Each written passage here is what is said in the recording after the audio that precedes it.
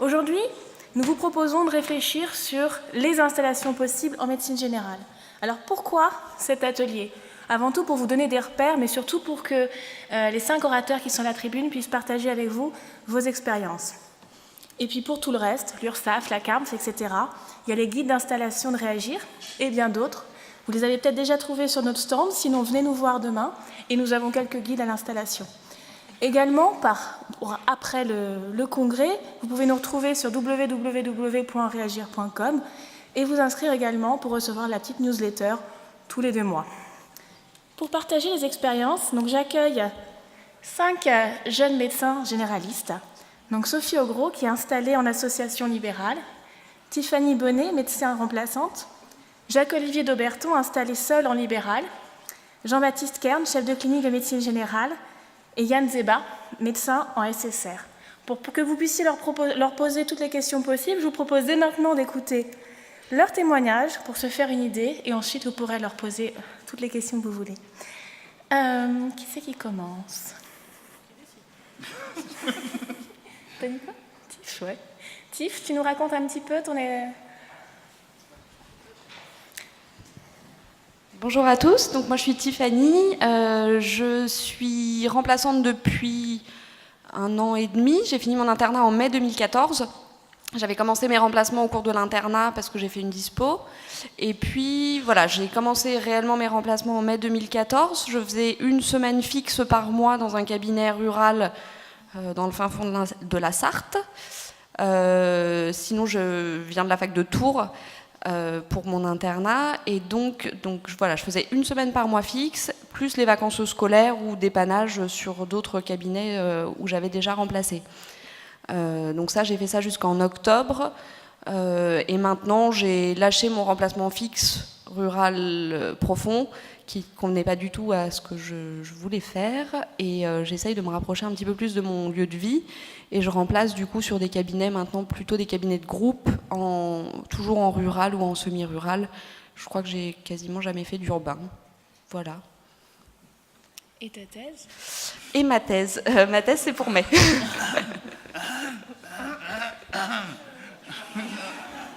J'ai jusqu'en novembre officiellement, mais je vais la soutenir en mai.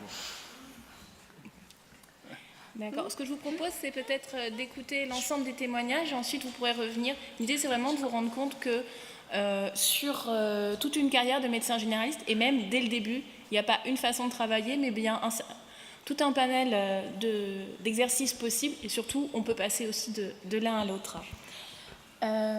Oui, vas-y. Ce que je peux rajouter pour l'instant, c'est que je vais certes soutenir ma thèse en mai. Pour l'instant, j'ai absolument aucun projet d'installation. Le remplacement, c'est un mode de fonctionnement qui me convient parfaitement vis-à-vis de ma vie personnelle et dans lequel je m'épanouis. Donc pour l'instant, l'installation, pour moi, c'est pas du tout au programme. Voilà. Même 2 ans de remplacement n'ont pas servi à me convaincre de m'installer tout de suite, en tout cas. Tu peux développer un peu pourquoi ça te convient autant ? Parce qu'il y a une grande liberté de choix. Alors après, tout dépend de la région où vous êtes et des offres de remplacement. Moi, je suis dans une région où il y a beaucoup d'offres de remplacement parce que assez sinistrée en médecins. On est des petites promos d'internes, donc même si beaucoup de remplaçants sortent tous les ans, il y a quand même une beaucoup plus grosse demande de remplaçants qu'il n'y en a. Donc moi ça me convient bien. C'est pareil, comme c'est une région un peu sinistrée, on peut un petit peu poser nos conditions pour remplacer, ce qui fait que voilà, moi la semaine que je faisais en rural, ça me permettait de vivre un mois sans problème et j'avais pas besoin d'aller chercher plus loin. S'il n'y avait pas de vacances scolaires ce mois-là, c'était pas un souci. Donc ma vie personnelle fait que je ne sais pas du tout si je vais rester dans ma région ou si je vais déménager. Donc pour l'instant, m'installer, c'est pas... Voilà, je ne vais pas m'installer dans 3 mois pour déménager dans 6, quoi. Merci Tiffany. Sophie, tu nous partages ton expérience ? Okay. Je m'appelle Sophie, je suis installée maintenant depuis 3 ans et demi en Savoie. Moi, au contraire de Tiffany, je n'ai pas voulu faire beaucoup de remplaçants. J'ai dû en faire à peine 1 mois et demi entre ma thèse et mon installation. Je me suis thésée en avril 2012, installée en début juillet 2012. C'était surtout la motivation, c'est que j'avais trouvé un endroit qui me convenait dès mon internat et que j'étais motivée à m'installer au plus tôt. Et surtout parce que mon expérience de remplaçant, je l'avais un peu fait dans mon SASPAS, malheureusement, où j'étais un peu le 4e du cabinet et sans forcément avoir beaucoup de supervision. Et donc je me suis formée moi-même au cours de mon SASPAS et je n'ai pas voulu recontinuer à faire ça au cours de mes remplacements. Mon installation, ça a vraiment été une opportunité parce que je me suis installée dans une ville que je connaissais depuis enfant, où j'y allais en tant que touriste, puisque c'est à M, qui est la ville qui est en dessous la Plagne. Si vous venez skier, vous êtes les bienvenus. Et donc, ça se passe dans une ville juste à côté, et j'ai eu un jour une de mes patientes qui était kiné dans cette ville, à M, qui fait « Nous aussi, on cherche des jeunes médecins, et en plus, on a un projet de maison de santé qui se monte, venez voir ce qu'on peut faire. » Et donc, j'ai assisté à cette première réunion avec eux, où ils ont décidé ensemble de se lancer, en effet, dans un projet de maison de santé. Et ce qui m'a motivée, outre la ville que je connaissais, c'était d'avoir rencontré une équipe vraiment attachante et avec qui j'avais envie d'aller travailler. Donc je leur ai dit, moi, ok, je veux bien venir avec vous, mais il faut attendre que je sois thésée avant de m'installer. Et ce qui va se faire, la maison de santé ouvrira dans 2 mois. Donc on va déménager à nouveau, ça va être une nouvelle installation qu'il faut que je commence à réfléchir sérieusement. Enfin, la création de patientèle, elle est déjà faite, c'est pas un souci. Donc je suis installée en association avec ma directrice de thèse. C'est quelqu'un que j'ai connu, que j'ai appris à connaître au cours de la rédaction de ma thèse. Et ça se passe très bien avec elle. On avait défini dès le début un peu comment on voyait la médecine et comment on souhaitait travailler. Et je pense que c'est essentiel quand on veut s'associer avec quelqu'un, c'est de réfléchir déjà dès maintenant à ce qu'on voit de la médecine. Et que pas juste une opportunité, parce que une association, c'est quasiment un mariage. Enfin, vous vivez plus souvent avec votre associé que votre compagnon, que vous pouvez le voir. Des fois. Et puis l'association, l'installation s'est très bien passée. Grâce aussi aux paramédicaux que j'avais rencontrés dans le projet de la création de maison de santé, qui m'ont fait une très bonne publicité. Et ma patientèle s'est très vite constituée. Après, je pourrais vous donner des exemples de comment je travaille. Tu as encore un petit peu de temps si tu veux. Oui. C'est toi qui me dis. Ou okay. Tout à l'heure. Donc je travaille 1, 2, 3 jours et demi par semaine en alternance avec 4 jours, puisque je fais un samedi matin sur 2 et je ne travaille pas le mercredi ni le vendredi après-midi. Ma collègue, à contrario, elle ne travaille pas le jeudi et le mardi après-midi. Donc au final, il y a toujours quelqu'un au cabinet, mais on ne travaille pas toute la semaine chacune. On n'est que sur des rendez-vous, des consultations de 20 minutes. Au final, je ne vois pas plus de 25 patients par jour et ça me suffit largement. Et 25, c'est quand j'ai accepté peut-être 1 ou 2 doublons en plus. Comment dire que... Tu fais quoi quand tu ne travailles pas? Qu'est-ce que je ne fais pas quand je travaille? Tu vas pas à la PMI, par exemple? Oui, j'ai commencé ça, ouais. Mercredi, c'était mon premier jour en PMI à Tignes. Où je vais faire en fait 4 heures par mois, donc ça me convient tout à fait parce que les mercredis en général je passe mon temps à dormir, faire mes courses, ma lessive et puis aussi mes activités sportives parce qu'il faut quand même s'aérer un peu la tête. Donc je vais sacrifier un mercredi par mois mais ça me convient très bien parce que dans mon activité actuellement je vois beaucoup d'enfants, j'ai 40% de ma patientèle qui sont des enfants en fait. Donc parce qu'il n'y a pas de pédiatre dans la région et que, comme on est des jeunes médecins, les jeunes parents aiment beaucoup les jeunes médecins pour faire venir leurs enfants. Et c'est grâce à ça que j'ai constitué ma patientèle, parce qu'on voit l'enfant, le bébé, on voit le deuxième, après on voit la maman, après on voit le papa, puis après on voit les grands-parents. Donc au final, la famille, on la suit un peu, mais bien par les enfants. L'activité marche tellement bien qu'on a pu embaucher une secrétaire au sein du cabinet, ce qui est quand même très très confortable d'avoir sa propre secrétaire.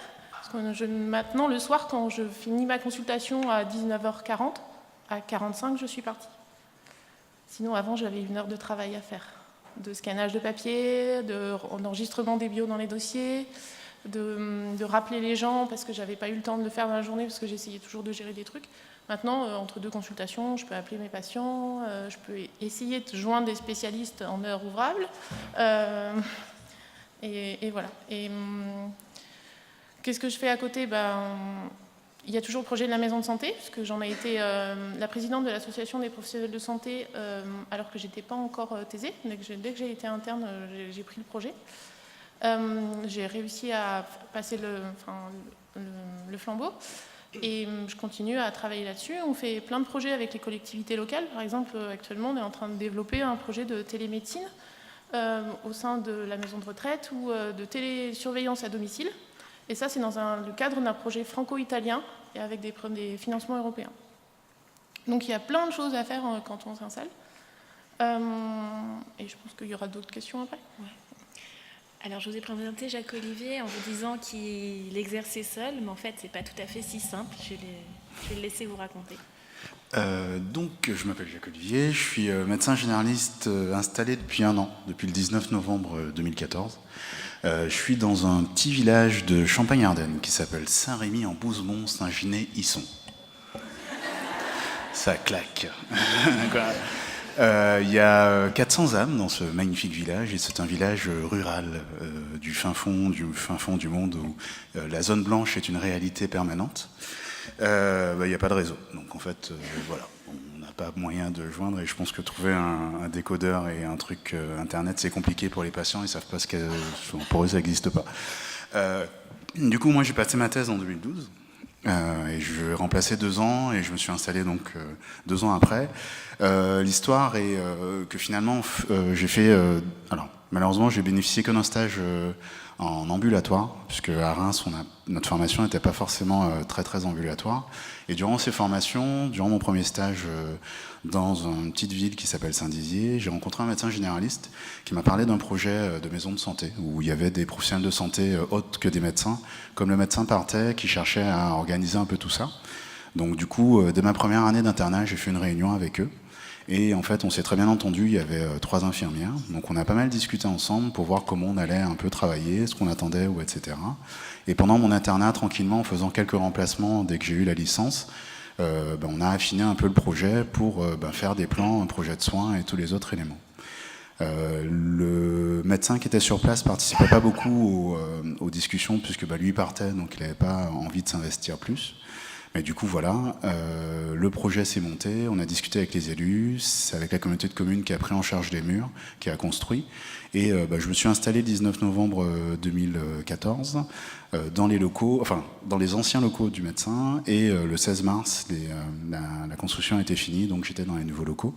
Donc au départ, j'étais un peu tout seul.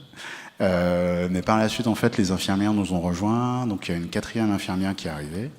Ensuite, après, on a une orthophoniste qui va s'installer en mars, on a une sage-femme qui va s'installer en mars, on a un kiné qui va s'installer en mars, et on a un psychologue. Voilà. Je suis le seul mec, ce qui est bien. Donc voilà. Non, j'aime bien. Non, je te jure. Non.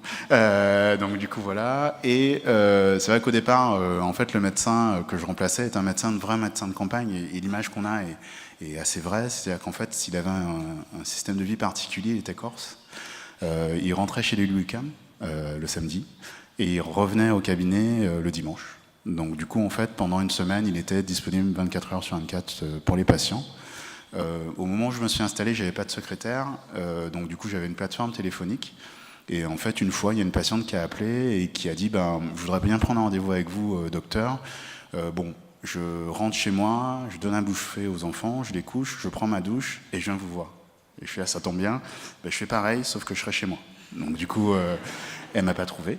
Donc du coup, en fait, la difficulté était ça, c'est-à-dire que, en fait, on est passé d'une organisation, en fait, moi, même si je suis tout seul en tant que médecin, l'idée c'était quand même que les infirmières, les autres professionnels de santé arrivent à gérer les autres éléments aussi que je peux pas gérer.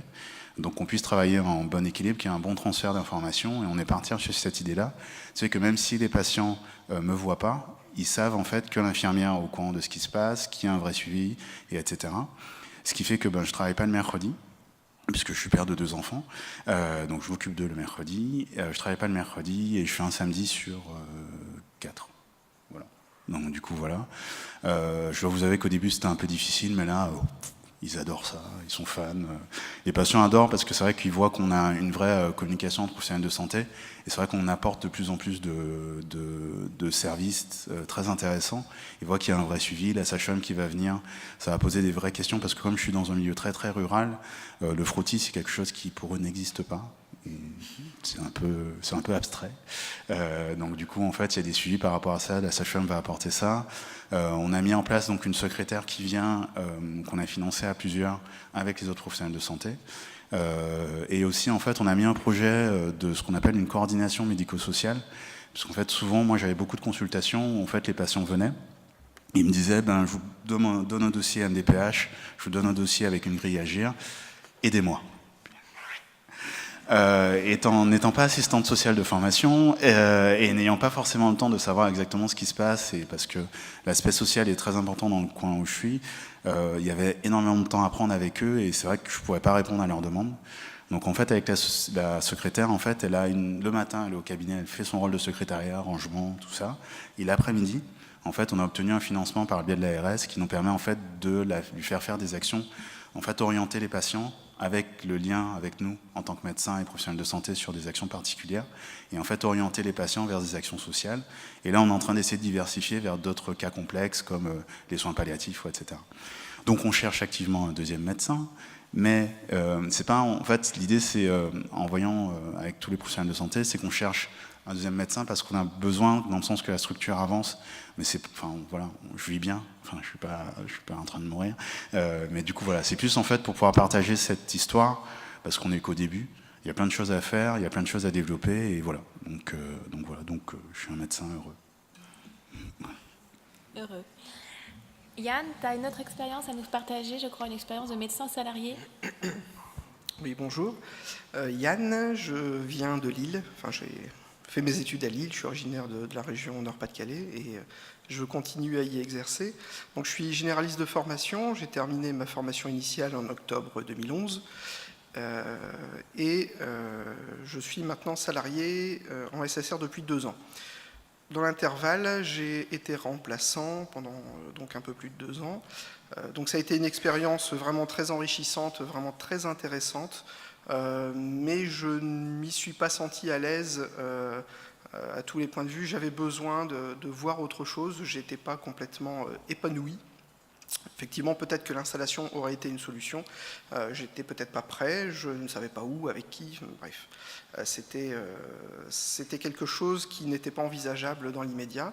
Et j'ai eu une proposition dans un établissement public de santé qui comporte des soins de suite et qui est spécialisé dans la rééducation de l'appareil locomoteur et l'appareil neurologique, en plus d'un service de soins de suite polyvalent gériatrique qui gère aussi des soins palliatifs.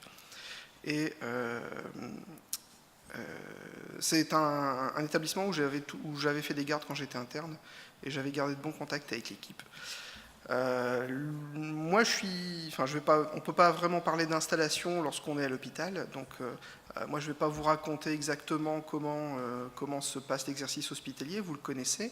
Par contre, je pense que j'aurai plus spécifiquement la possibilité de répondre à vos questions, parce que s'il y a bien une chose que je peux vous dire, que j'ai perçue, c'est qu'il y a un fantasme autour de la médecine hospitalière. Les médecins hospitaliers, ils ont le temps, ils commencent tard, ils finissent tôt, ils ont 9 semaines de vacances, ils sont bien payés, ils sont très nombreux, ils ont les internes sous la main. J'étais interne comme vous il n'y a pas très longtemps. T'as des RTT? Pardon? On a des RTT, bien sûr. Voilà. Alors je vais commencer à briser quelques tabous. Mes CA, je ne les pose pas tous. Mes RTT, depuis que je travaille, j'en ai posé 0. Alors, il y a le compte épargne-temps, mais c'est pareil, on ne sait pas trop où ça va. Et puis c'est un petit peu la même problématique de désertification au sens large. La population médicale est vieillissante et c'est vrai dans les campagnes, c'est vrai aussi dans les hôpitaux. Vous n'ignorez peut-être pas que récemment un décret a quand même porté à 72 ans l'âge limite d'exercice des médecins hospitaliers jusqu'en 2022. C'est pas pour rien. C'est parce qu'effectivement les médecins à l'hôpital sont âgés et qu'il y a une petite crise des vocations parce que effectivement l'hôpital c'est pas non plus tout rose. Qu'est-ce que je peux vous dire d'autre? Les horaires. Alors, L'avantage, c'est qu'effectivement, il y a une continuité des soins à l'hôpital, hein, vous le savez, il y a la garde et puis il y a l'exercice de jour. Après, il y a des choses qu'on ne fait pas faire aux gens qui sont de garde, donc forcément, tout ce qu'on ne fait pas dans la journée, on ne va pas le laisser à notre collègue qui vient prendre notre relève, surtout si c'est quelqu'un ou si c'est un interne qui vient d'un autre établissement et qui a déjà la gentillesse de venir nous épauler pour assurer la permanence des soins la nuit. On est censé commencer à 8h30, ça nous arrive très souvent de commencer plus tôt parce que en fin de semaine, moi je me fais ma petite liste de ce que j'ai pas eu le temps de faire et ce que je vais devoir faire le lundi matin en arrivant plus tôt. Le soir, on termine quand on a géré les soucis. Hein, donc, service de soins de suite, on pourrait se dire que c'est cool. J'ai d'ailleurs, une petite parenthèse, une petite réflexion à ce sujet il n'y a pas très longtemps. Je continue des formations continues dans une association d'FMC pour médecins généralistes, parce que j'ai à cœur, même si je fais du SSR, de voir d'autres choses, parce que c'est toujours plaisant de continuer à se cultiver dans sa spécialité. Et mon voisin de table qui me dit « Ah oui, j'ai déjà vu vos courriers, je travaille à La Bassée, qui est à 25 km de Lille. Ah, quand on voit vos courriers, on voit que vous avez le temps. » Alors, c'est gratifiant parce qu'effectivement, on a le souci du détail et que, personnellement, j'ai le souci de... Enfin, je mets un point d'honneur à avoir un courrier détaillé parce que je sais le peu de temps qu'on a parfois en consultation et le peu de références qu'on peut avoir lorsqu'il s'agit rapidement de transférer quelqu'un, d'avoir un support papier, d'avoir quelque chose, un document qu'on peut donner à son confrère. Et donc, faire sortir le patient avec un courrier qui est exhaustif, c'est pour moi quelque chose qui est très important. Ça ne veut pas forcément dire qu'on a tout le temps et tout le loisir de le faire. On prend le temps pour le faire. Et donc, le soir, on finit quand le travail est terminé. Entre 19h, 19h30, 20h, 20h30, parfois plus. Voilà. Pardon ? Je suis heureux. Oh, je ne suis pas malheureux, je ne suis pas complètement épanoui non plus. C'est vrai que c'est une bonne question parce que si j'ai quitté le mode d'exercice qui était le remplacement, c'est parce que je n'étais pas complètement épanoui. Je me suis senti à l'aise dans cet exercice hospitalier pendant plus d'1 an et demi. Là, depuis 6 mois, c'est un petit peu moins vrai. Je pense qu'il y a eu des changements qui se sont faits insidieusement. Je vous disais qu'il y avait une petite désertification. On était 5 médecins dans la structure au début pour 84 lits. Alors, lit, c'est 84 lits, ouais, je dis bien. Et maintenant, on est 4, enfin 3,8 équivalent temps plein pour 94 lits. On a augmenté de 10 lits notre capacité. Et dans une semaine, on ne sera plus que 3. Donc, et on ne va pas mettre les gens dehors. On ne va pas non plus, ne peut plus accepter les gens parce qu'il faut savoir qu'on a aussi des pressions des tutelles, hein, l'ARS, la direction. Pardon ? La T2A qui arrive. Donc ça a encore été repoussé d'1 an, mais effectivement c'est une contrainte supplémentaire, il faut tout coder, il faut le faire bien. Donc on le fait tous les jours même si ça ne sert à rien parce qu'il faut qu'on s'entraîne. Les pressions, en fait, c'est surtout que il y a énormément les hôpitaux se recentrent sur les services médecine, chirurgie obstétrique, les services MCO à haut rendement. Le but, c'est d'avoir des durées moyennes de séjour les plus courtes possibles, ce qui fait qu'ils font sortir. Enfin, je vous l'apprends pas. Enfin, c'est votre quotidien. Ils font sortir très rapidement les patients, et donc là où ils sortent, c'est ou chez eux, et ça se passe pas toujours bien, parce que forcément la communication ville-hôpital, elle n'est pas très bonne depuis les services MCO. Ça, je l'ai vécu quand j'étais remplaçant. J'ai vécu quand j'étais interne aussi. Et donc, il faut des lits d'aval, donc des lits de soins de suite. Et donc, il ne nous est actuellement pas possible de réduire notre capacité. Donc, il faut qu'on fonctionne, c'est toujours plus, avec toujours moins de moyens. Voilà. Mais, enfin, voilà, si vous avez des questions un peu plus spécifiques sur mon exercice ou sur les détails techniques, sur l'exercice hospitalier, je ne manquerai pas d'y répondre tout à l'heure. Merci Yann. Et donc, la médecine générale, ce n'est pas que du soin, c'est aussi de l'enseignement et de la recherche. Et Jean-Baptiste est venu nous parler de sa toute récente expérience de chef de clinique et peut-être aussi de comment tu es devenu chef de clinique. Merci de m'avoir invité. L'expérience en tant que chef de clinique, pour moi, effectivement, est assez récente puisque j'ai fini mes études le 31 octobre dernier et je suis chef de clinique depuis le 1er novembre. Donc, en termes d'expérience, c'est court. Les contrats de chef de clinique sont des contrats de 2 ans, renouvelables 2 fois. La filière universitaire de médecine générale se construisant petit à petit, vous serez sans doute sollicité à un moment donné de votre parcours par rapport à cet éventuel projet. Moi, c'est mon directeur de thèse qui, concrètement parlant, m'avait un peu lancé là-dessus. sur quelque chose auquel je n'aurais jamais pensé au préalable. Concrètement parlant, courant à peu près, il y a à peu près un an, alors que j'étais en train de bosser sur ma thèse, on m'a évoqué cette idée-là sans forcément me mettre beaucoup plus la pression que ça, si ce n'est qu'à un moment donné, on m'a dit que si j'étais intéressé, il fallait le formaliser sous forme de lettre de candidature auprès donc, du département de médecine générale et du doyen de la faculté. Puis les choses ont fait leur chemin comme ça.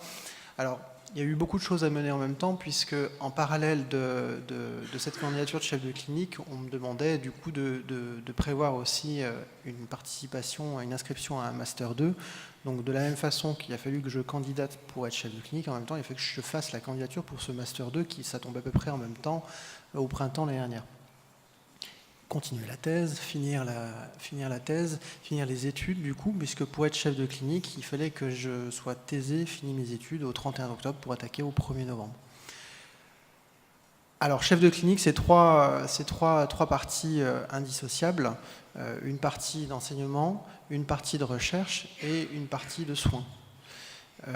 Alors, les textes de loi sont un peu flous sur la durée de temps accordée à l'un ou à l'autre. En pratique, j'ai signé un contrat avec l'université, donc c'est l'université qui me paye, pour la partie chef de clinique, donc enseignement en recherche, qui est censé être un mi-temps. Voilà, point. À côté de cela, la partie soins est décrite comme étant en installé ou en collaborateur. Il n'est pas possible d'être remplaçant quand on est chef de clinique. La partie soins, je suis en train de la créer en fait actuellement. Je suis installé depuis le 13 janvier. Je suis installé seul. Alors, pas tout à fait, parce que c'est une association de fait en réalité, avec un médecin qui va partir à la retraite dans les prochains mois et une autre médecin, qui travaille dans les mêmes locaux, mais on a une organisation chacun séparé. La partie soins, je suis en train de la créer autant sur le volume horaire, c'est-à-dire que là, les premiers patients arrivent dès à présent. Je vois un peu l'exemple des autres chefs de clinique de la faculté, un petit peu leur organisation, le nombre de jours qu'ils font par semaine. Sauf qu'après, ils sont arrivés souvent dans des maisons de santé pluriprofessionnelles dans lesquelles, finalement, on leur a laissé la place qu'ils voulaient. Là, moi, j'ai un peu tout à créer. J'ai l'impression peut-être de prévoir un peu trop, mais on verra avec le temps comment ça s'organise, et quitte à ce que je réduise le nombre de journées que je pense que j'ai prévu un peu haut. Donc là, depuis novembre, je fais mon Master 2. De ce fait, la fac ne me demande pas en contrepartie une trop grosse charge en termes d'enseignement.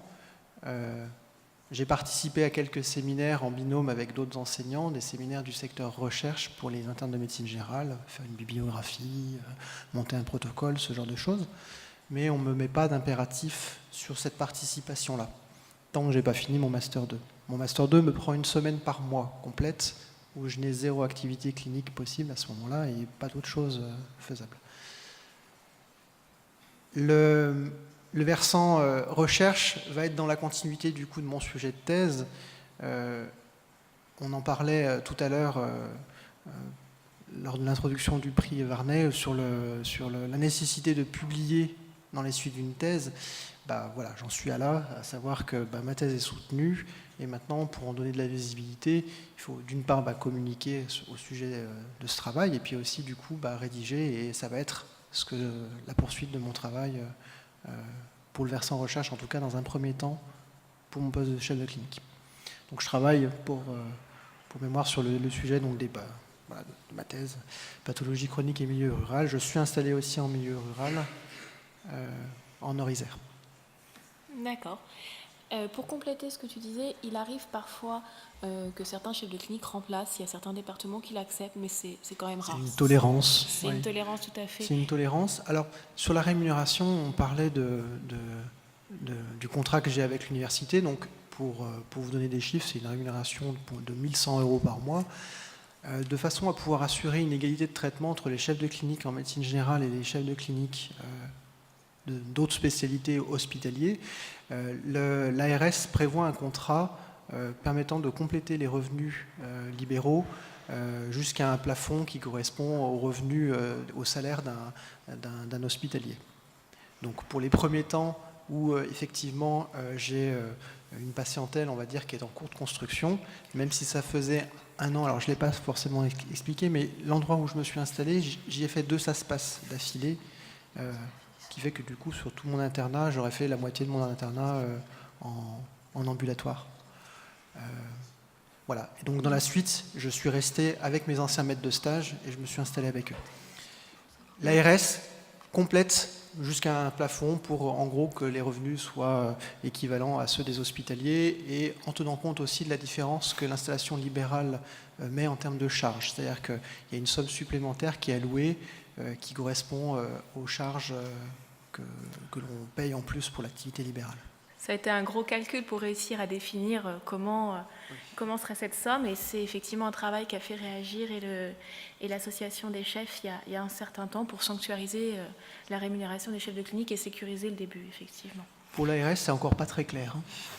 Oui, mais justement, c'est là l'intérêt d'avoir un syndicat qui représente les jeunes médecins généralistes, les Exactement. remplaçants, les jeunes installés, mais aussi les chefs de clinique. J'ai eu beaucoup plus d'informations, alors c'est pas pour faire de la pub, mais il faut le reconnaître, hein, j'ai eu beaucoup plus d'informations de la part de Réagir et des mailing lists de chefs concernant ces éléments de rémunération.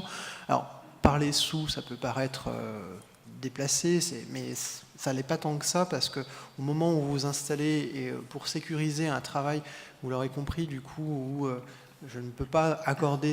Il y a eu un moment donné où il a fallu que je consacre beaucoup de temps à l'installation, et c'est encore le cas actuellement, mais on ne peut pas non plus consacrer trop de temps, parce qu'il y a quand même la part universitaire qui nous retient d'un certain côté.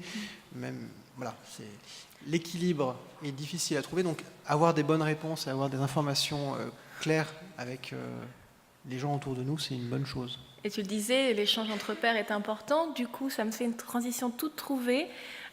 Pour vous donner un espace de parole, il nous reste une demi-heure pour que vous puissiez parler de vos expériences, poser les questions que vous voulez aux intervenants. Si vous n'en avez pas, peut-être que d'autres parmi les intervenants en auront. Moi, je peux en avoir aussi, mais surtout, posez-nous vos questions pour éclaircir ce que peut être la suite de l'internat. En fait, c'était juste super clair. On va boire des bières. Là-bas, au fond.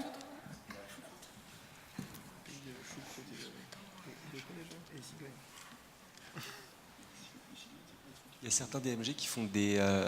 Attends, t'as commencé ta question, t'avais pas le micro. Pardon. Il y a certains chefs de clinique... Enfin, il y a certains DMG qui font des chefs de clinique enseignants, mais juste sur le versant pédagogique. Comment ça se passe dans les faits, vous savez? Jean-Baptiste, est-ce que tu veux commencer? Je compléterai si tu veux.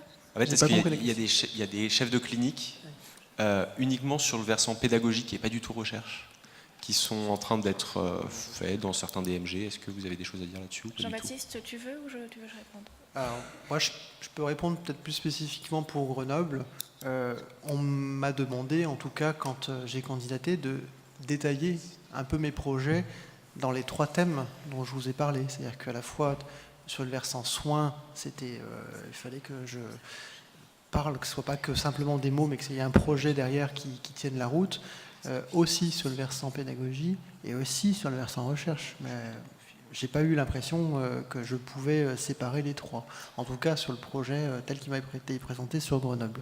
Effectivement, à Grenoble. Par contre, je vais compléter. C'est très département dépendant, hein, comme beaucoup de choses pendant votre internat. C'est également le cas pour la filière universitaire médecine générale. C'est département dépendant. Il y a certains départements qui flèchent plus ou moins les postes de chef en disant toi tu feras un peu plus de pédagogie, toi tu feras un peu plus de recherche, sachant que ceux qui font un peu plus de recherche sont plus amenés à évoluer dans la filière. Ce que je te propose, peut-être, ma réponse est peut-être courte, on a un guide sur le Clinica, sur le stand, tu viens nous voir et on en reparlera de façon plus spécifique. Ce sera, je pense, pour compléter la réponse et répondre à ton cas précis. Juste une remarque. Effectivement, c'est qu'un seul statut, et peu importe après le poids qu'on pondère dans les 3 éléments. Moi, j'ai une de mes co-chefs grenobloises qui fait de la recherche sur la pédagogie. Est-ce qu'il y a d'autres questions? Alors juste pour compléter, on peut aussi faire de l'enseignement sans être chef de clinique. Moi, je suis aussi de la fac de Grenoble. On recrute les tuteurs dès la fin de l'internat, donc c'est ce que j'ai fait. Donc à Grenoble, je suis des internes du premier semestre jusqu'au 6e semestre. Et je suis également maître de stage. C'est mon 5e interne que j'accueille ce semestre. Bon, j'ai eu quelques faveurs de la fac par rapport au délai d'installation. Donc il y a moyen de faire de l'enseignement aussi, tout en continuant un exercice en ville. Alors moi, je vais vous poser une question peut-être. Est-ce que les profils qui sont là, ça vous paraît étrange? Est-ce que vous avez l'impression que c'est des extraterrestres ou est-ce que c'est plutôt comme ça que vous vous verriez dans 1, 2, 3 ou plus? Ouais, évidemment, si je pose la question à la salle. Bonjour, je suis interne en 3e semestre donc à Amiens. Moi, je me rapproche en fait finalement plutôt du témoignage. Alors, je me souviens plus de votre prénom, c'est la 4e personne. Sophie. Oui, voilà. Puisque en fait, je pense que la plupart des jeunes femmes vont peut-être nous rejoindre dans ce sens-là, c'est qu'on est quand même beaucoup de promos féminines. Et donc se trouve maintenant le problème de faire... passer le message aux patients qu'on est aussi des futures mamans et qu'on veut une vie épanouie. Voilà. Et donc faire comprendre aux gens qu'on veut pratiquer la médecine, mais qu'on veut aussi avoir une vie, c'est des fois pas encore intégré dans la population générale, qui ont l'habitude d'avoir des médecins hommes, encore là sur des générations. Donc c'est vrai que moi je pense que en collaboration et en maison de santé pluridisciplinaire, c'est, je pense, une solution dans l'avenir aussi dans ce sens-là, parce qu'on se féminise et on aime travailler ensemble. En général, les femmes, on préfère être à plusieurs, on a moins peur, je pense. Alors, je vais pas être aussi féministe. Sophie, juste avant que tu répondes, on peut laisser le papa qui trépigne répondre. Ah oui, c'est lui qui a des enfants en ce moment. Bonjour, je suis le père. Avant que Sophie réponde, c'est juste, je pense que c'est pas du tout le fait que la population se féminise. Je vais raconter juste une expérience avec des patients. En fait, moi, mes horaires, c'est 9h, 18h30, et le mardi, en fait, je finis à 17h pour aller chercher mes gosses. Et du coup, en fait, il y a beaucoup de patients qui m'ont posé la question en disant, de toute façon, votre femme est là pour ça. Et alors, pour différentes raisons, et pour éviter de dormir sur le canapé pendant plusieurs années, j'ai évité de lui répéter. Mais en fait, je pense que c'est plus une évolution sociétale. On est tous plus à vouloir travailler dans des bonnes conditions et pouvoir en fait faire des activités à côté. Et par exemple, il y a le contrat de PTMG, je l'ai signé en espérant qu'il y ait un congé paternité à un moment. Parce que le contrat PTMG, je ne sais pas si vous savez ce que c'est un contrat qu'on signe en fait avec l'ARS qui vous permet de bénéficier en cas d'accident ou de congé maternité ou de congé... Non, pas encore. Pas de congé paternité. En fait, un financement à hauteur de 3 600 €, une compensation en fait, et en fait une protection sociale pendant 2 ans dans les zones désertiques. Et du coup, je l'ai signé justement en fait pour avoir cet avantage. Et je pense que c'est vraiment, voilà, moi je suis père de 2 enfants, je me verrais mal pas leur lire une histoire le soir, participer à leur éducation, etc. C'est vraiment un choix, je pense, de génération. Le féministe a répondu à ma place. Ce que je voulais dire, c'est... actuellement, c'est vrai que j'ai vraiment une patiente... Enfin, j'ai plus de 800 patients médecins traitants. J'ai une activité qui est pleine et entière. Par contre, dès le début, j'ai su dire non. Et ça, je pense qu'on doit l'apprendre. J'ai choisi d'être sur rendez-vous. J'ai choisi mes horaires de travail. J'ai même diminué d'une demi-journée de travail à peu près en 2e année d'installation. Et je pars en vacances. Mon activité sportive préférée, c'est la plongée sous-marine. Moi, au mois de septembre et au mois de juin, je suis dans l'eau. Je ne suis pas dans mes montagnes. Comment ? La plongée sous-marine à la montagne Non, mais il y a un très bon club de plongée à Bourg-Saint-Maurice. À la piscine. Bref, ce que je voulais dire, c'est qu'on apprend à dire non. Alors, bien sûr, j'ai des remarques de mes patients comme quoi, docteur, vous êtes quand même souvent en vacances et souvent pas là. Hein. Eh ben oui. Eh ben, c'est pas grave. Enfin, bref. Et encore, je prends à peine, jusqu'à maintenant, je prenais pas plus de 5 semaines de congés payés par an. Enfin, congés payés. Non, je suis pas salarié. De congés que je me paye. Voilà. Et j'ai besoin, surtout, termes très concrets, il faut que je parte en vacances, sinon je gagne trop d'argent. Je paye trop d'impôts sur le revenu, sinon. Donc, je pense que là, je peux encore me faire 2-3 semaines de vacances en plus par an. Oui, mais ça, chaque chose en son temps. Donc, Et quand aura-t-on ça se passe, qu'est-ce qu'ils diront? Et oui, et qu'est-ce que ce sera quand j'aurai ça se passe, oui. Mais donc, apprenez à dire non, à savoir comment vous voulez travailler. Moi, j'ai décidé que dès que je m'installais, c'était le mercredi, mon jour de repos. Dès ma première année d'installation, j'ai jamais bossé un mercredi, même s'il fallait créer une patientèle à ce moment-là. Le cabinet, quand je suis à 25 patients, en plein hiver, j'accepte peut-être 1 ou 2 doublons, mais pas plus. Et les gens, ils rappellent le lendemain. Je rappelle qu'on est médecin généraliste, on n'est pas urgentiste, on n'est pas obligé. L'urgence ressentie des patients n'est pas la même que celle que nous, on peut gérer. Mais par contre, il est vrai que comme l'activité a augmenté, il y a aussi moyen de s'organiser. Maintenant, depuis 2 hivers, on prend un remplaçant régulier les jours où on ne travaille pas. Comme ça, du 15 décembre au 15 avril, on a quelqu'un qui travaille, on a vraiment tout le temps 2 médecins au cabinet toute la semaine. C'est aussi une organisation à trouver. Et les patients, il faut qu'ils s'adaptent. Donc, vous voulez avoir un exercice qui vous corresponde, à vous de savoir poser vos limites. Et après, ça se passe très bien.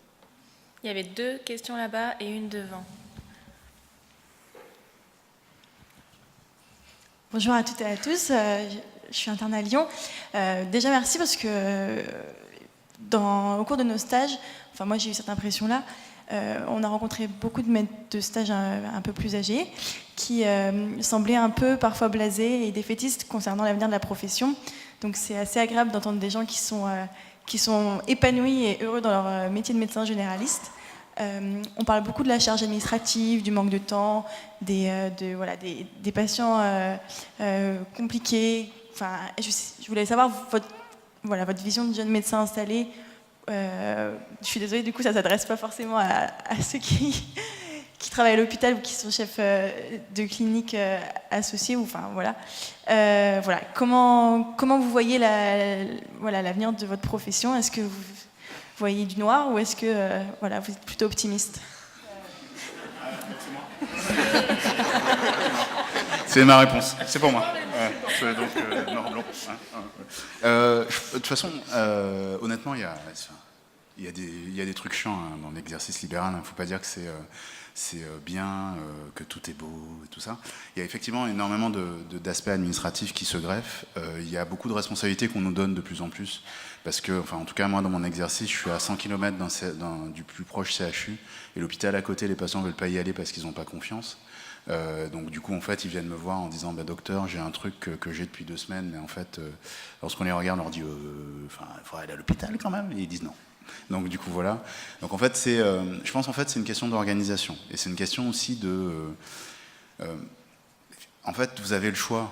En fait, on a le choix de son exercice. Ce qu'on a peur, en fait, lorsqu'on sort de l'internat, on se dit que on n'a pas les compétences, on va voir, on va tester, et même en fait vous avez le choix par rapport avec les personnes avec qui vous installez.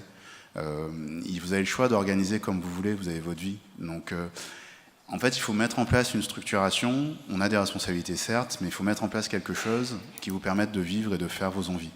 Et voilà, et là on est la génération qui a le choix, il faut en profiter, parce qu'on ne sait pas si ça va durer.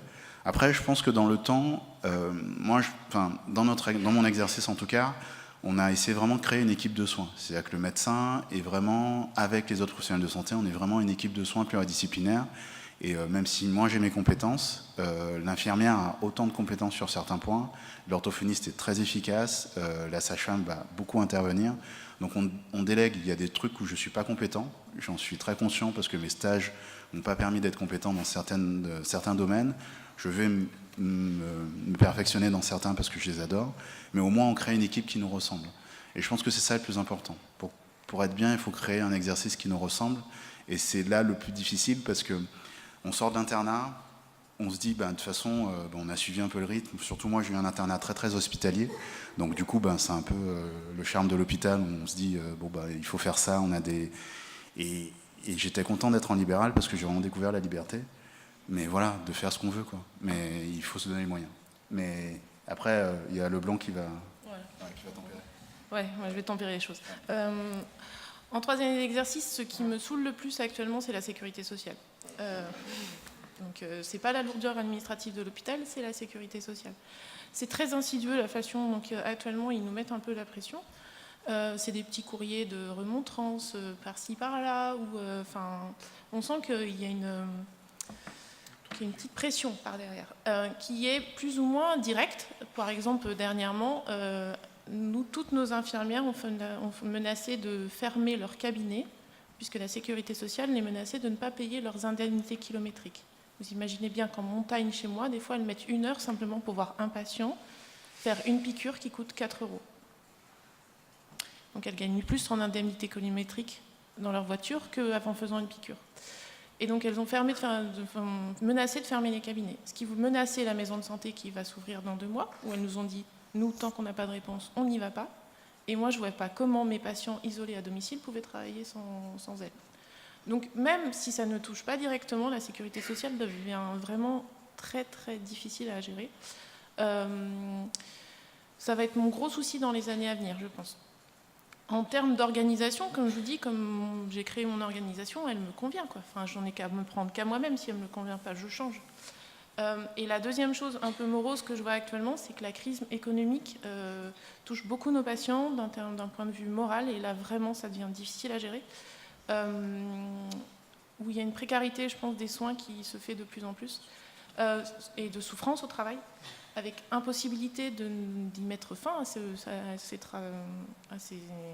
travail qui les fait souffrir.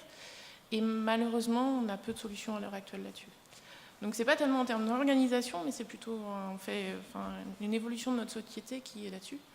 Et le troisième point que je vois négatif, c'est l'individualisme collectif.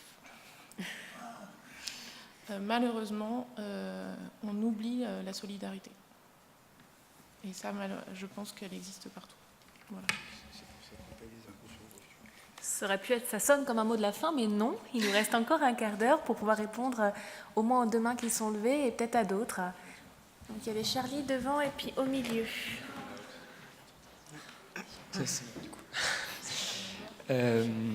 Du coup, je vais reprendre un peu la question d'avant. C'est en combien de volumes horaires vous avez sur la charge administrative ?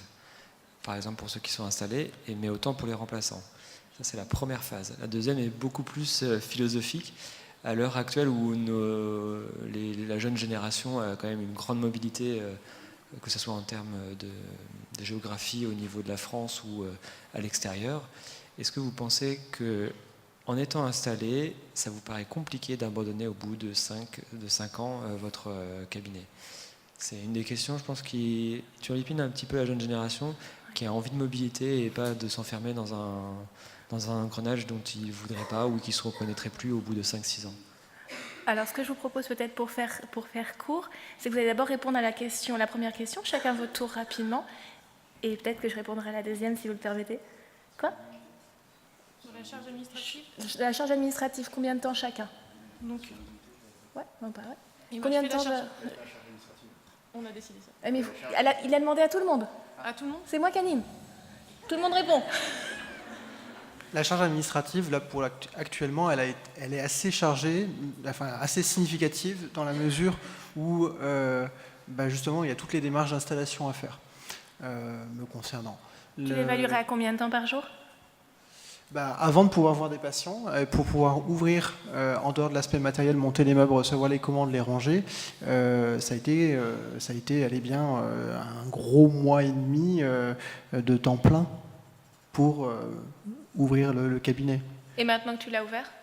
Et maintenant que c'est ouvert, alors je travaille avec un secrétariat distant et une prise de rendez-vous aussi par Internet, ce qui fait qu'il y a une partie du travail, entre guillemets, administratif que je n'ai pas sur la gestion des rendez-vous, mais par contre j'ai tout le reste sur le courrier, sur effectivement l'aspect financier. Là, j'irai une petite heure par jour. D'accord. Yann, je suis désolée, peut-être je pense que l'administratif... mais tu répondras après plutôt. Tif d'abord. Effectivement, il y a quand même une grosse part de travail administratif, médico-administratif, mais quand même administratif à l'hôpital. Et je l'évalue à un 6e, un 5e du boulot. Les soins de suite, c'est d'abord analyser les demandes. On n'est pas encore face aux patients, on est face à des dossiers administratifs de demande d'admission. Donc ça prend beaucoup de temps. Dire oui, enfin étudier, dire oui, argumenter quand on dit non, ça prend du temps. C'est coder nos actes, ça prend énormément de temps. C'est plus difficile qu'un C ou non. Et puis après, c'est toute la relation avec l'administration en général, donc la HAS, la RS et les autres administrations hospitalières. Et puis après, les relations avec notre propre administration hospitalière, qui n'a pas du tout la même vision, qui a une vision de gestion de l'entreprise. Et donc, il faut se battre contre ces gens-là, parce que c'est un peu l'administration de l'hôpital, c'est comme la Sécu pour les libéraux. C'est un petit peu une pression, une intrusion insidieuse dans l'exercice au quotidien, et il faut un petit peu lutter tout le temps. Donc voilà. Tiffany ? Alors l'administratif pour le remplacement, alors il y a deux choses. Il y a l'administratif purement qui concerne le remplacement, qui est faire ta compta, etc. Où pour moi, j'ai une compta relativement simple que je fais toute seule et ça m'a pris une demi-journée en août et une demi-journée en janvier pour faire ma compta complète de 2015, donc c'est pas excessif. Alors je compte pas le temps passé au téléphone pour essayer de comprendre mes relevés URSSAF et leur dire que je leur dois pas les sous qu'ils me demandent. Mais bon, c'est qu'une fois par an ou deux, à peu près. Après, il y a l'administratif pour le patient, qui n'est pas tout à fait la même chose quand même entre l'installé et le remplaçant. Le remplacement que je faisais en Sarthe, 1 semaine par mois, c'était des patients du coup que je revoyais régulièrement, puisque j'y ai remplacé 1 an et demi. Donc je faisais beaucoup plus de documents administratifs, d'ALD, de renouvellement de dossier MDPH, parce que c'était des patients que je connaissais, alors que quand c'était un remplacement ponctuel, 1 semaine par-ci par-là, c'est des documents que je ne faisais pas, soit j'essayais de pré-remplir pour limiter l'implication du médecin que je remplaçais, pour lui faire gagner du temps, qu'il ait juste à valider et pas pénaliser le patient, mais du coup le temps est bien moindre que quand tu es installé sur ce genre de documents. Mais après il n'y a pas d'autres formalités, pour moi en tout cas sur les remplacements que je faisais, j'avais pas beaucoup plus d'administratif à faire. Il y avait la compta le soir, mais qui est la compta de tout le monde, voilà. Justement, la compta, ça prend longtemps ou pas, la compta du jour ? La compta du jour, tout dépend du nombre de patients que tu as vus. Non, la compta, moi je compte 20 minutes, une demi-heure le soir à la fin des consultations, vérifier que tu as été payé, vérifier que tu as le bon nombre de chèques, le bon nombre de cartes bleues et le bon nombre d'espèces, quoi. C'est pas... Sophie ? Oui, c'est une demi-heure. Moi, 5 minutes, c'est bon. Hein. Grosso modo, ça me fait 2 heures par semaine, je pense, d'administratif, mais parce que ma secrétaire, comme je vous dis, me fait tout le scannage et des courriers. Et c'est juste vérifier, en effet, tout ce qui est compta, signer les remises de chèques pour la banque, peut-être faire un courrier ou deux pour un spécialiste, remplir un dossier MDPH, voilà. Ce qui me prend le plus de temps, c'est souvent quand je rentre de vacances et qu'il faut que je fasse la compta du remplaçant. Jacques-Olivier, tu pourras enchaîner sur... mais de façon courte, parce qu'il ne reste plus beaucoup de temps. D'accord, oui, c'est bon. Donc 2 heures. Divisé par... Non, pareil, moi, comme il y a une secrétaire, elle gère tout en fait en termes de scannage et tout ça. Donc c'est vrai que c'est un gain de temps non négligeable. Et avec la coordinatrice médico-sociale, tout ce qui est dossier, appel pour la mise en place d'un cas complexe d'hospitalisation, des soins palliatifs et du suivi, c'est elle qui gère. Donc du coup, c'est un mois.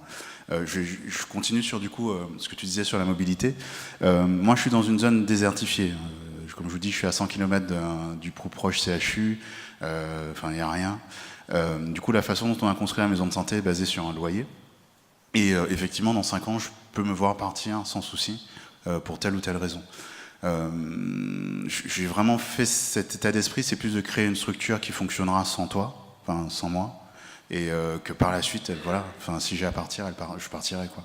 Mais il n'y a rien qui me lie excepté mes patients, parce que j'ai du gibier, j'ai des œufs, j'ai de l'agneau, j'ai des fruits. C'est les gens qui font que je reste et que j'aime ce que je fais.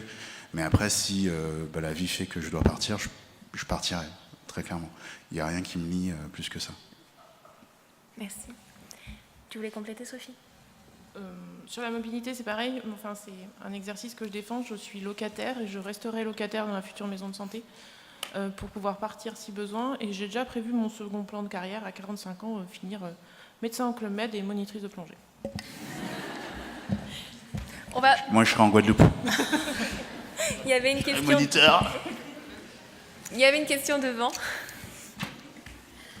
Si vous voulez faire parler Jaco, n'hésitez pas à retourner le voir ce soir, il sera au gala, pareil pour les autres intervenants. Mais si vous voulez que Jaco soit compréhensible, voilà, faites-le assez tôt dans la soirée.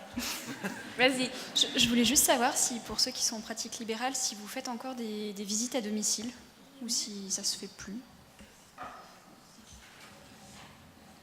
Alors, en milieu rural aussi, alors même si je pense que c'est toute comparaison gardée avec Jaco, voilà. Les visites à domicile, en fait, c'est primordial malgré tout d'en garder une activité, mais pareil, ce que disait Sophie tout à l'heure, il faut mettre les limites et il faut être très clair dès le départ à qui correspondent ces visites. Bon, il y a différentes raisons qui font que personnellement je fais ces visites pour les personnes surtout, enfin c'est exclusivement pour les personnes âgées dépendantes qui n'ont pas de possibilité pour qu'on les amène au cabinet. Et encore, parfois c'est en accord avec les enfants, une fois au cabinet, une fois chez eux, si quelqu'un peut les amener. Mais il y a un intérêt aussi à les voir à leur domicile, dans leur milieu de vie. On découvre des situations absolument invraisemblables. Alors pas sur le côté négatif du terme invraisemblable, mais c'est des choses qu'on ne soupçonnerait peut-être pas si on n'était pas allé chez les gens. Et il y a des gens, après la question ne se pose même pas, ils ne sont pas mobiles. Dans des fermes du Nord Isère, j'ai des patients... 60-70 ans, tétraplégiques qui sont en fauteuil roulant à la maison. C'est voilà, le sol en terre battue dans la cuisine et tout ça. C'est dans la semaine, alors je travaille pour l'instant 5 jours par semaine, mais ce que j'ai expliqué tout à l'heure, c'est que je vais probablement réduire par rapport au poste de chef de clinique, mais 4 jours par semaine. Sur les 4 jours, j'ai généralement à chaque fois une visite. La visite aussi, ça peut être à la maison de retraite. La maison de retraite est très chronophage en termes de temps demandé et de coordination de soins, ce que ça représente. Mais voilà, dans ma semaine, il y a au moins une fois par semaine où je passe à la maison de retraite et tous les autres jours où j'ai eu au moins une visite d'un patient âgé, polypathologique, etc. Sophie, tu fais comment ? Donc moi, je prévois un créneau de visite par jour, entre 13h et 14h, puisqu'entre 12h et 13h, je mange. Oui, ça m'arrive. Et sinon, après, je fais les visites de renouvellement les vendredis après-midi, et donc ça dépend beaucoup des vendredis après-midi.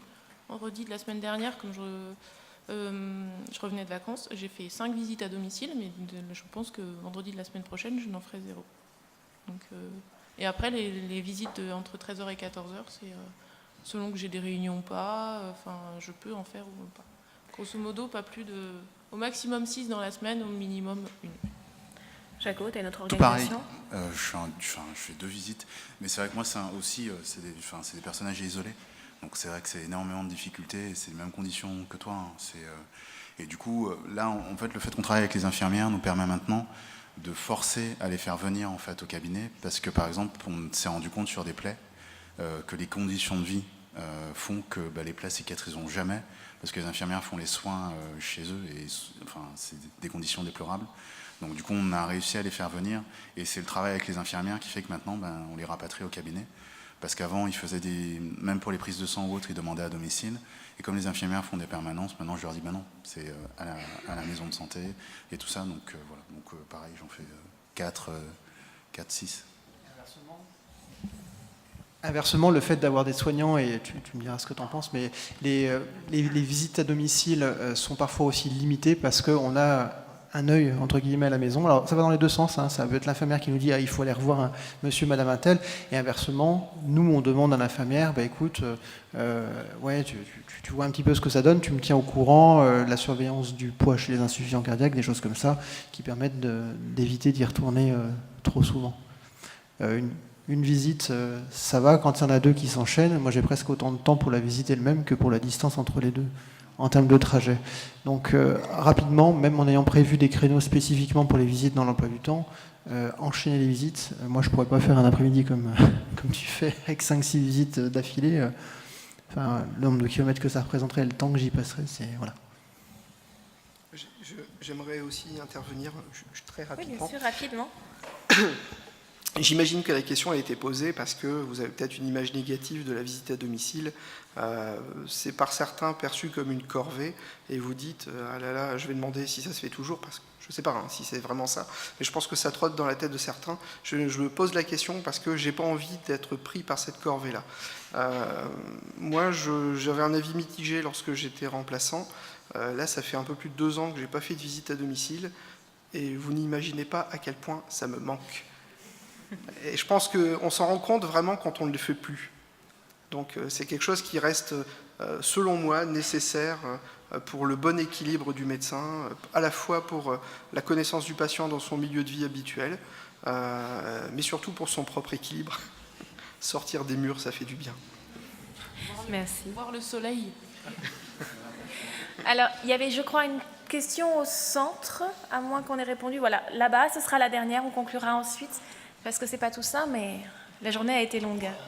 Bonjour, je m'appelle Léonard, je suis interne à Nancy. Et je suis originaire de la Meuse, et du coup un milieu très rural. Et j'ai entendu que tous les intervenants pratiquaient plus ou moins en milieu rural.